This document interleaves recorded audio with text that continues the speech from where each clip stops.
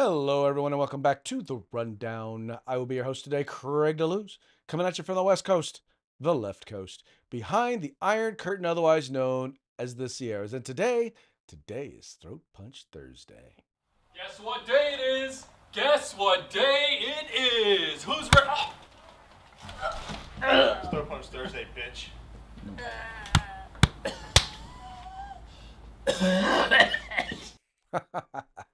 Gotta be careful them Ranger panties. Get you in trouble every time. Get you in trouble every time, as my good friend Mr. Mike Peworski will say. Mike is having some technical difficulties. His pooter went down, and it has gone kaput, and he's got a new one on order. But unfortunately, that means he's not going to be joining us. Probably not for the rest of the week. He may be back on Friday if it arrives on time. But right now, it's just going to be you, me, and who knows? Maybe we'll get another guest to appear tomorrow to come on the program and talk about the news. But right now, hey, y'all are here, so we can talk about the news. Just remember, this show is live 3 p.m. Pacific. I don't know why I keep saying 2. 3 p.m. Pacific, 5 p.m. Eastern. Just go ahead and chime in. You can see us on Rumble. You can see us on YouTube. You can see us on Facebook. You'll find us on Twitter. Just go ahead and check us out. I imagine if you're watching this live, you're already checking it out. Anyway, go ahead and comment, and we are taking your comments as we speak. So go ahead, chime in. Let us know who you are. Let us know where you're watching us from, and we'll go ahead and give you a shout out. If we like what you have to say, we'll share that too. If we don't like what you have to say, but we find it interesting, we will also share it. But if we disagree, just so you know, as we always say, we will mock you, or I will mock you. How the song goes. Anyway, let's go ahead and we'll just jump, right into the program, starting off with a quick shout out to our sponsors.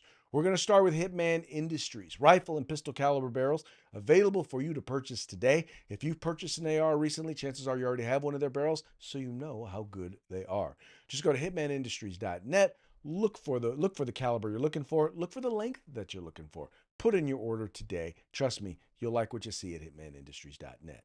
Then we've got the California Republican Assembly working to help elect conservatives at all level of government, from school board all the way up to President of the United States. Ronald Reagan once referred to them as the conscience of the Republican Party. Check them out today at cragop.org. That's cragop.org. If you want to be a part of California's future today, you got to join CRA. And then we've got the best in concealed carry tactical holsters available on the market at hogholsters.com. Trust me, go to their website, Hog Holsters, HAWG Holsters. That's helping Americans wear guns. Holsters. Make sure you use the discount code The Rundown. All caps, one space, one word. No space, one word, just like it is right up there. And you're going to get a discount on us. That's hogholsters.com. And then finally, if you're looking for outdoor gear, if you're looking for cold weather gear, hot weather gear, you're looking for wet weather gear, there is no better place for you to go than uscombatgear.com. They have the best prices. They have the best customer service, and they have a huge selection. And by the way, the best customer service available on the market. So go there, go to the website today, uscombatgear.com. All right, we're going to jump right into today's stories. And whenever we lead with a 2A story, lead with a gun story, because yes, we are 2A News and Conservative Views, but whenever we have a cool gun story, we are going to make sure to lead with it. But this is not just a cool gun story. This is a did you know story. Because a lot of people are unaware, and there's been a lot of conversation about the one big beautiful bill. And one of the good things about the one big beautiful bill is that you can put a bunch of stuff in it. And that's exactly what has been done. But there's one thing that a lot of folks weren't aware of, and it's one thing that I actually was not aware of until I read the story over at guns.com. And that has to do with the NFA. Did you know, by the way, that suppressors suppressors now are not a part, will no longer be in the NFA. They were removed from the NFA by the one big beautiful bill. And I'm trying to find it right here because I went to the website. I thought I had pulled it up. I didn't pull it up. I don't know what I was thinking. I did not pull up that story. I'm over here at guns.com and I'm looking at it. Let me come back up here. Let's go to suppressors. There we go. Bam. There we go. Now I got the story up. Let's pull it up here. House passes Trump's one big beautiful bill, removes suppressors from the NFA. Passing passing in a scalpel slam 215-214 vote, the U.S. House of Representatives this morning voted to pass H.R. 1, better known as President Trump's One Big Beautiful Bill, sending it to the Senate.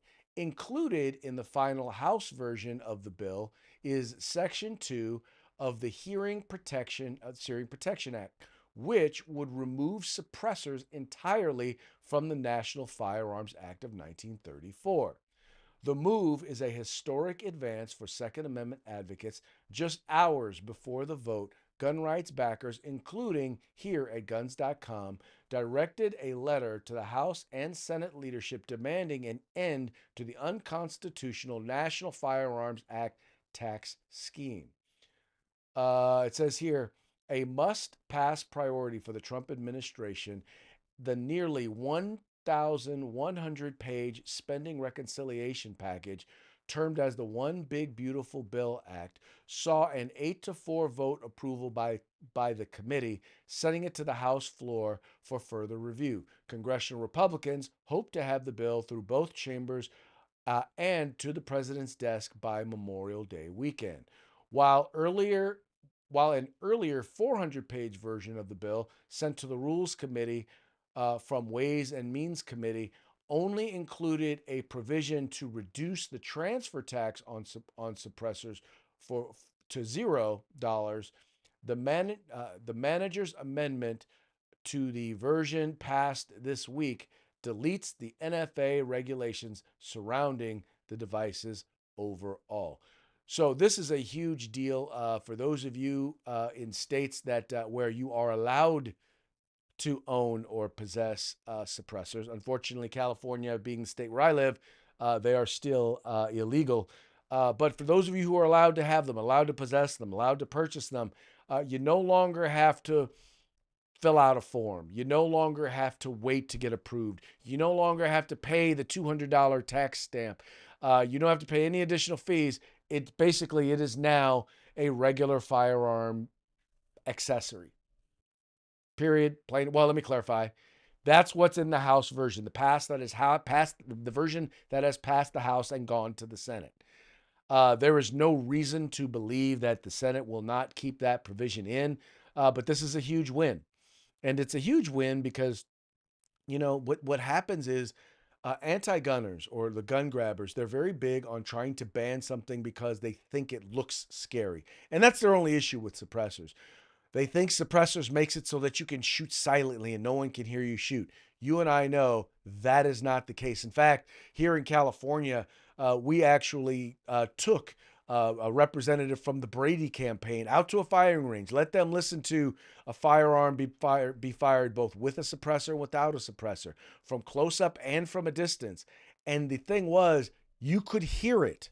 The point that we were trying to make is that suppressors do not make firearms silent. What they do is they reduce the amount of noise so as not to do damage to one's ears when they're shooting, right? So you don't have to go deaf if you don't have ear protection on, or basically you don't have to wear ear protection when you're shooting them, when you're shooting firearms. I mean, this is a huge thing.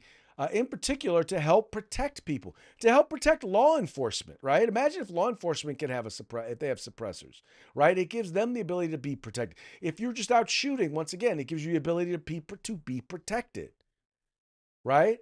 That's not hard, but because it's scary, because they believe that it looks scary, they don't want you to have it, because they believe everything they believe about firearms or about guns they get from Hollywood, which is usually a bunch of people who know nothing about firearms. But anyway, so that, by the way, is not only something that they didn't know about suppressors, but something that I didn't know about the big, beautiful bill. And by the way, this was a change that happened just recently.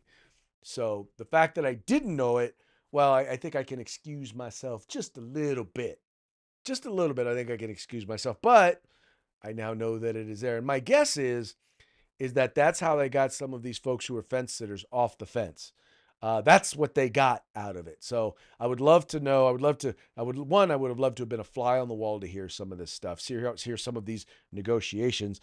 But I think secondly, I would really would have appreciated the opportunity to know. So there's any of those of you, any members of Congress, any staff members, if you were privy to the negotiations as to what was going on, and you kind of know who held out to make sure that these got included, or whose idea it was to include this in the one big beautiful bill, let us know in the comments section. Drop us a direct message.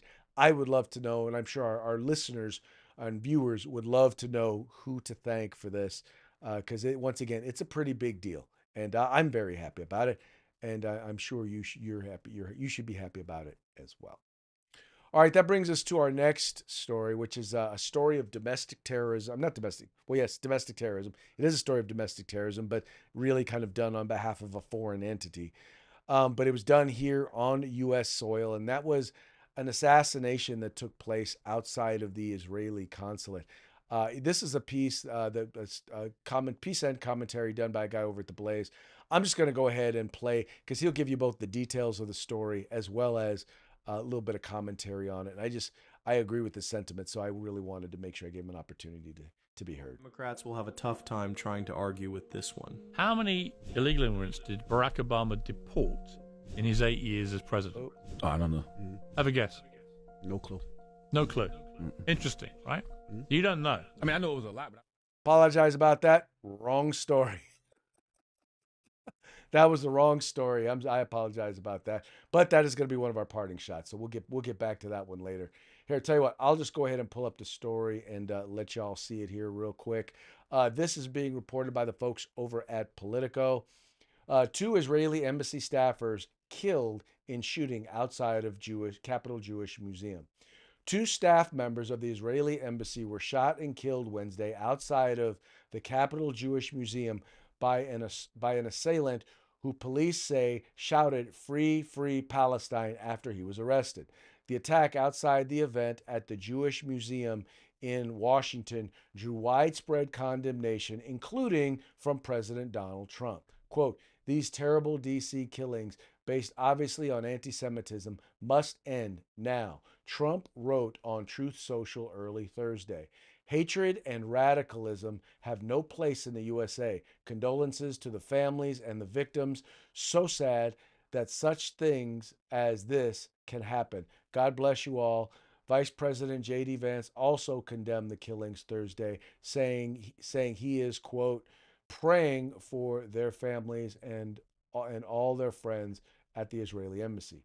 Homeland Security Secretary Kristi Noem said federal authorities were investigating the attack.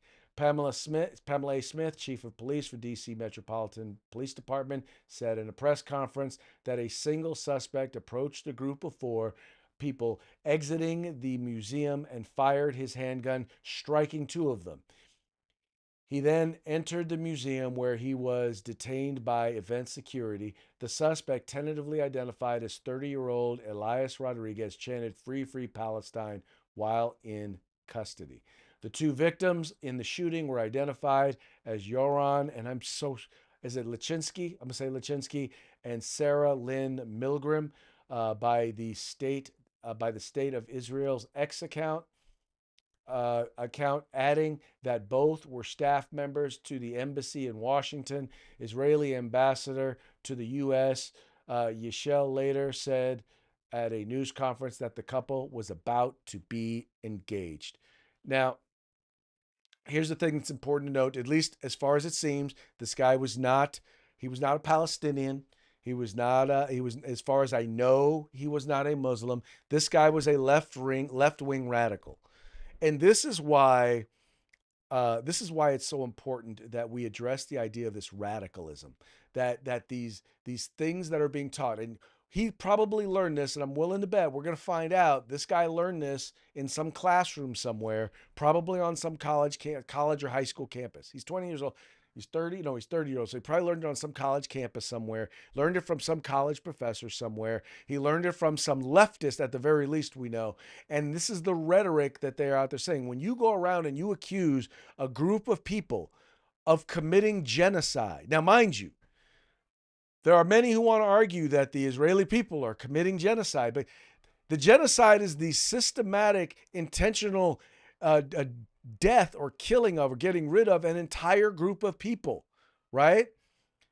How can their people are saying that that's exactly what they're trying to do to the Muslims when 20% of the population of Israel is Muslim. They teach in the schools, they serve in the military, they work side by side, they vote, they serve in parliament, right there in Israel. How can you sit there and can you say that they are engaging in genocide when 20% of their population? Let me ask you this. What percentage of Saudi Arabia is Jewish? What percentage of Iran is Jewish? What percentage of Syria is Jewish? How about Jordan? How about any Muslim nation? How many of them can say that they have 20% of their population is Jewish? How about Christian? How about Christian? No, none, zero. Bueller. Of course, no. And by the way, in many of those cases, in many of those areas, they used to at one point had significant Jewish populations. Maybe not as high as 20%, but it was high. It was higher than zero. Yet in every single one of those cases, they've done everything possible through policy, through threats of violence to make sure that Israelis or that Jews are removed from their country. But it's the Jewish people whose population, it's the Israelis whose 20% of their population is Jewish. They are the ones who are guilty of genocide. I don't get it. I really don't get it. We got a comment here from Christopher Julianus saying, hi there, old friend. Well, hello, sir. How are you doing? It's good to see you. Thank you so much for tuning in. We appreciate it. Encourage your friends to tune in. Would love to hear what you got to say if you have anything to say about any of the particular topics that we're discussing today. But this one right here, this is the result of the hate rhetoric. Look, they tried to kill Donald Trump twice. Why? Because y'all kept calling him a Nazi. Y'all kept calling him a fascist. You kept saying he was going to throw homosexuals and throw the media in jail. You kept saying he was going to put black people in chains. And then you wonder why they tried to kill him. All right? You have them calling Elon Musk Hitler. You're calling him a fascist. You're saying he's an oligarch. And then you wonder why he's getting death threats and why they're lighting his dealerships on fire. How much of this rhetoric do you think you can engage in? Let me just be real with you. Look, both sides have their nut jobs, all right? The left seems to have a plethora of them. But let's just be clear. You know they're out there. You cannot just keep claiming, and when I say people claiming, I'm not just talking about randos. I'm talking about leaders in the Democratic movement, leaders in the Democratic Socialist movement, leaders in the liberal left-wing movement, leaders in the gun control movement, leaders in the abortion movement, leaders in the feminist movement, leaders in the critical race theory movement, whatever you want to call it, BLM. They are all engaging in violent rhetoric. And as a result, some, not all, not most, but people who follow them are then turning around, taking what these folks are saying literally, and engaging in acts of violence. This guy, some Rodriguez, doesn't sound like he's a Palestinian. He's listening to the rhetoric. He's listening to the rhetoric. Folks, look, you can disagree. I'm not telling you to agree with Israel, to agree with their policies. I'm not telling you that. What I am saying is, watch your rhetoric. Understand that not everybody is, when you do things like with the like the guy from like people from South Africa, like the leaders in South Africa, when they go and they're out there and they're talking about, kill the Boer, and they're saying chants that are all about killing white people. Yeah, people are going to, you may not believe that. That may not be what you as a leader in South Africa are interested in doing. But there are people who hear that and they're like, yeah, everybody's saying it. The leaders are saying it. They're telling me to go kill the white man, go kill the farmer. And guess what they go and do? They go and rape and kill white South Africans. You can't just, look, we have the freedom of speech here, right? And you're not allowed to threaten a group of people. You're not allowed to just threaten violence upon people. But that's exactly what the left does. And even for those who don't threaten violence, when you say things that are going to incite violence, right? And once again, I'm not trying to come down on your right to freedom of speech, but you have to own it. When you know that things that you are saying are inciting people to violence, maybe you need to rethink your rhetoric.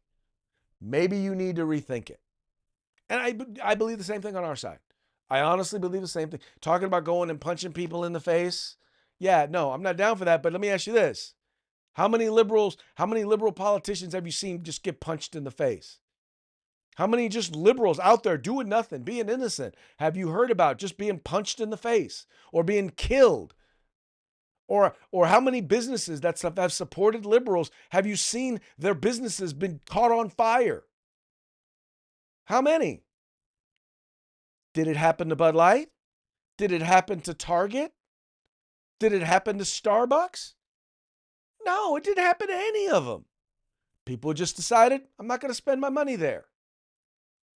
That's constructive, right? That's how you engage in free speech in a rightful way that can have an impact on those individuals without you violating their rights, without you violating their safety. But the left will say, no, not our fault. We didn't have anything to do with it. Well, yeah, you did. Yeah, you did. Stop lying. And that's the reason why, by the way, why not only that's the reason why not only are you seeing, for example, why a lot of wealthy elites, first that's one of the reasons why you're seeing not just foreign nationals, uh, who are coming here specifically, by the way, I believe at the behest of foreign entities to influence our communities and our college campuses. But it's also the reason why you're seeing a bunch of wealthy elites because they have bought into the rhetoric. And an interesting piece over at the Washington Free Beacon actually kind of lays out who some of these folks are, who some of these elites are, for example, at Columbia, who decided that they were going to engage in, well, anti Semitic violent protest. It says here from $1 million homes to radical activism, these posh private school alumni were among the arrested Columbia and Barnard students. Let's see here. It says here Emma Biswas grew up in a life of luxury. She led the robotics team at Harker School, which bills itself as one of the nation's top college prep schools where tuition can reach $65,000. While there, she interned with biotech company that boasts prospective Nobel Prize winners work here. And until she left for Barnard College, Biswise lived in a San Francisco Bay Area mansion worth about $5.8 million, according to a Redfin estimate. Then she was arrested for storming a Columbia University library along with 80 other radicals. The May 7 mob injured 2 security officials, damaged bookshelves, distributed pamphlets praising Hamas, and renamed the library after a terrorist. They are led by Columbia University Apartheid Divest, a notorious anti-Semitic group that wants the Ivy League school to cut all ties with Israel and chanted, "We want divestment now." By joining in those demands, Biswise was essentially taking aim at a source of her family's wealth.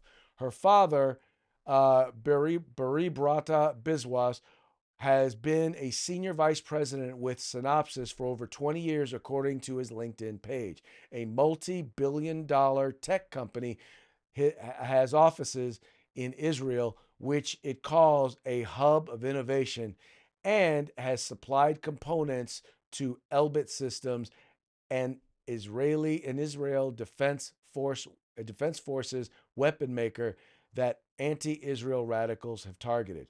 Bizwise was just one of 8 Barnard and Columbia students who attended swanky and prestigious private schools and were charged with criminal trespass for their roles in the Butler Library storming in the Washington Free Beacon found. And the whole point, once again, of this article is to help you kind of realize a big percentage of the people who are engaging in these radical protests are, quite frankly, they're rich trust fund brats who are trying to find meaning in their lives. And unfortunately, they, in their very, very small, not so intelligent, not so informed circles, they have found a home where people can get them, where basically they can feel like they're doing their civic duty in terms of being able to get people or encourage people to do unspeakable things. And I mean, to be able to engage in the sort of anti-Semitic behavior, because once again, they're just believing the rhetoric that's put out there. And by the way, just so you know, this rhetoric isn't coming from nowhere. I mean, you've got countries like Qatar that are spending hundreds of millions of dollars at American universities and colleges, and they're instituting these things. They're actually paying for, and they're sending students. They're paying for students to come over here, not just to go to school, but specifically to organize and engage and bring in idiots like this girl. What do they call them? What do they call them? Useful idiots. In order to bring useful idiots like this young lady into their cause and help finance it from this end. It is beyond idiotic. And this is what happens when you have an educational system that does not teach young people to think critically. It doesn't tell them how to teach them how to think, it teaches them what to think. It doesn't teach them how to take in information from various different sources, analyze that information, go through it, separate out opinion from fact, find out what fact supports which opinions, and then derive your own position. Even if you're going to have an opinion, at least make sure it's an informed opinion. And make sure that it's informed by fact, not by fiction. But that's not what's happening here. That's not what's happening in this case. And that's one of the reasons, by the way, why you're starting to see things happen like what's happening right here. You have the administration has decided, you know what? We're going to go ahead and we're going to suspend the ability of we're going to go ahead and suspend the ability of these schools of Harvard to bring in these foreign nationals who are, number one, whose goal it is basically to infiltrate our universities. And let me pull up this story here real quick. And I think the Secretary of Education can probably explain what they're trying to do even better than me. Let's welcome to the show Secretary Linda McMahon. Wonderful to see you, Madam Secretary. Can you explain this, what is going on? It's so wonderful to have you on the show. What is going on with what you call Harvard's systemic pattern of violating federal law? Well, Liz, first of all, thanks for having me on today. It's good to see you. Well, certainly, if you just think back to the fact that Harvard was just kind of the standard bearer, if you will, for the case of Students versus Harvard, and the Supreme Court found, that you just cannot be guilty of this discrimination as Harvard was. And I don't think they've changed their practices. We have gone in to investigate. We wanted to sit down with President Garber. I spoke with him.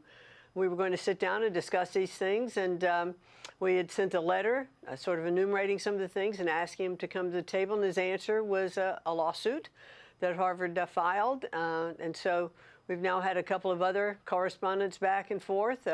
He's specifically pointing out that we are doing some of the things, but, without taking away the lawsuit. The lawsuit's still there. They amend the lawsuit. But we're always welcome to come to the table and say, look, let us go in. Let's talk about these things. Let's see what Harvard is doing that is different. They did try to do some things. I think it points to the fact that a couple of weeks ago they did ask the chair of their Middle East Studies Department to step down. I'm not quite sure today with the president of Harvard, President Garber, taking a salary decrease is somehow a statement that they're changing their policies on anti-Semitism or racial discrimination. I don't think that does a whole lot. Okay, well, maybe she didn't do a good enough job, really good job of explaining it. But here, for example, you have the Trump administration terminates Harvard's student visa program. And let me read a little bit of this from Fox News. It says the Department of Homeland Security is eliminating the student visa program at Harvard University due to pro-terrorist conduct at campus protests. Fox News Digital has learned. It's a severe consequence for what DHS claims is Harvard's refusal to comply with its request for behavioral records of student visa holders. Quote, the administration is holding Harvard accountable for fostering violence, anti-Semitism, and coordinating with Chinese Communist Party on its campus, said DHS Secretary Kristi Noem. It's a privilege, not a right, for universities to enroll foreign students and benefit from the higher tuition payments to help pad their multi-billion-dollar endowments. Harvard had plenty of opportunity to do the right thing. It refused.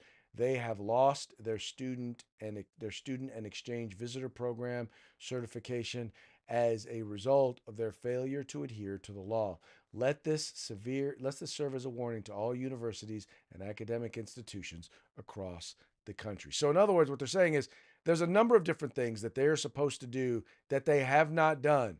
And among them is release the records of student visa holders, the disciplinary records. So in other words, if you got caught protesting, if you got caught as a part of one of these anti-Semitic protests, you got arrested or you got disciplined on campus, then your visa would have likely have been revoked. Well, now they're saying, well, tell you what, since you don't want their visa to be revoked, tell you what we'll do. We'll just eliminate your ability to hand out those visas or to certify those visas. Because clearly Harvard, Columbia, and a number of the other universities are failing. I mean, if you are able to bring in students like the student over at Columbia, which is where they really need to be focusing on this one, who bragged about making firearms or building weapons to kill Jews, how did that guy get a visa to come here? How did that guy get a visa to come here? How do you get people who have ties to organizations that are known terrorist fronts? How do they get visas to come here and go to school? I don't know, but if they're being certified by the universities, if ending the certification ability of the universities will help to end that practice, end that from happening, then I'm all for it. Take away that right. Don't let them have it. I would rather not see them have it than to give them the ability to continue to do what they are doing. It is just plain wrong. Anyway, that's my 2 cents on that one. So glad to see that the administration is stepping up and playing an active role in making sure that stuff ends. All right, folks, that now brings us to our parting shots. Parting shots are brought to you by Hog Holsters. Go to hogholsters.com. Use the discount code THERUNDOWN, all caps, no spaces. Get your Hog Holster today.